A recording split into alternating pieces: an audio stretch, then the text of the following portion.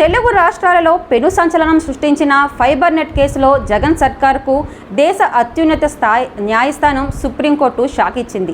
ఈ కేసులో టీడీపీ అధినేత చంద్రబాబు ముందస్తు బెయిల్ పిటిషన్పై శుక్రవారం నాడు సుదీర్ఘ విచారణ జరిగింది. అనంతరం ఈ విచారణను మంగళవారానికి ధర్మాసనం వాయిదా వేసింది. బాబు తరపు ప్రముఖ న్యాయవాది సిద్ధార్థ లూథ్రా వాదనలు వినిపించారు. ఇప్పటికే ఈ కేసులో ముగ్గురికి ముందస్తు బెయిల్ వచ్చిందని, ఇద్దరికి రెగ్యులర్ బెయిల్ వచ్చిందని,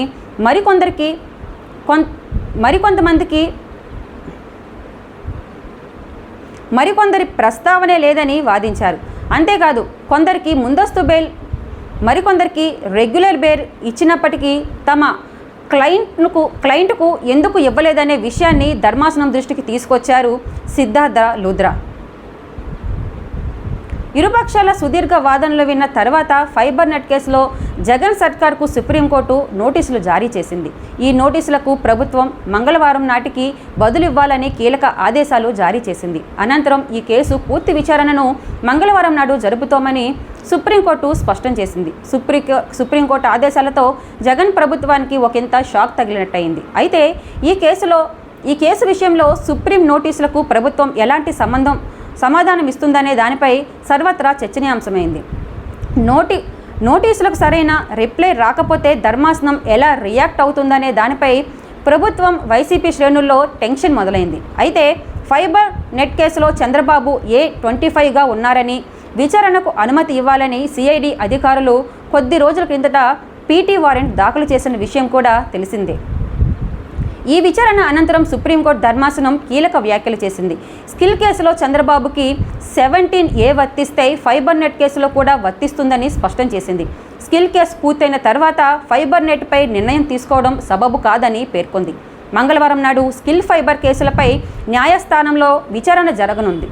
ఈ క్రమంలో ఫైబర్ నెట్ కేసులో ధర్మాసనం ఎక్కడ ఆదేశాలు ఇస్తుందేమోనన్న ఆందోళనతో బుధవారం వరకు చంద్రబాబును అరెస్టు చేయబోమని ఈ కేసులో ఏపీ ప్రభుత్వం తరపున వాదించే న్యాయవాది ముకుల్ రోహర్గతి అండర్టేకింగ్ ఇచ్చారు. మరోవైపు ఈ కేసులో సిఐడి దాఖలు చేసిన పీటీ వారెంట్ను విజయవాడ కోర్టు సమ్మతించింది. సోమవారం అక్టోబర్ 16న ఉదయం 10:30 నుండి సాయంత్రం 5 గంటల లోపు వ్యక్తిగతంగా కోర్టులో హాజరుపరచాలని ఆదేశాలు జారీ చేసింది.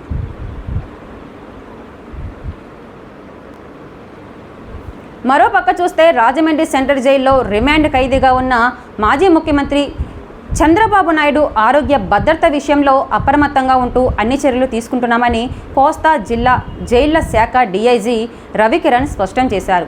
శుక్రవారం రాజమండ్రిలో మీడియాతో మాట్లాడిన ఆయన పలు అంశాలను వివరించారు.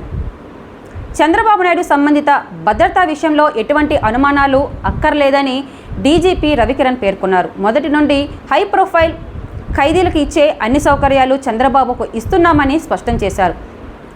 24/7 చంద్రబాబు నాయుడుకు ఒక హెడ్ వార్డు, 6 వార్డన్లతో స్నేహ బ్లాక్ వద్ద భద్రతా ఏర్పాట్లు చేశామన్నారు. వీరంతా నిరంతరం అందుబాటులో ఉన్నారని పేర్కొన్నారు. చంద్రబాబు నాయుడుకు వచ్చే ఆహారం, ఇతర అంశాలను తనిఖీ చేసి అందించేందుకు ఒక జైలర్ స్థాయి అధికారిని ప్రత్యేకంగా నియమించామన్నారు. బయట నుండి వచ్చే భోజనాన్ని పరీక్షించి మరి లోపలికి పంపుతున్నామని స్పష్టం చేశారు. ఎస్పీ సలహా సూచనలు పాటిస్తూ ఎప్పటికప్పుడు అవసరమైన అన్ని చర్యలు చేస్తున్నామని అన్నారు.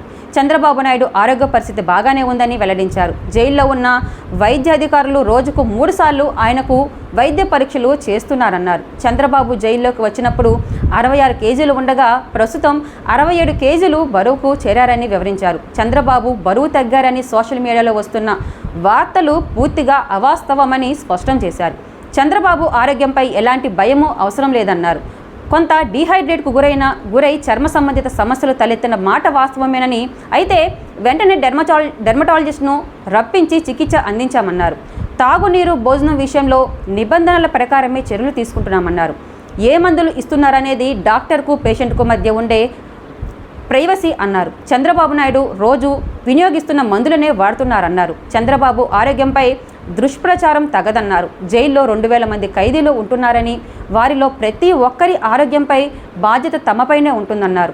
వాటర్ పొల్యూషన్ కారణంగానే వాటర్ పొల్యూషన్ కారణంగానే చర్మ సంబంధిత వ్యాధి వచ్చుంటే అందరికీ రావాలి కదా అని ప్రశ్నించారు. స్టెరాయిడ్స్ అంటూ జరుగుతున్న దుష్ప్రచారాన్ని ఆయన ఖండించారు. హెల్త్ బులెటిన్స్ను రోజు విడుదల చేస్తున్నామని ఆయన అన్నారు.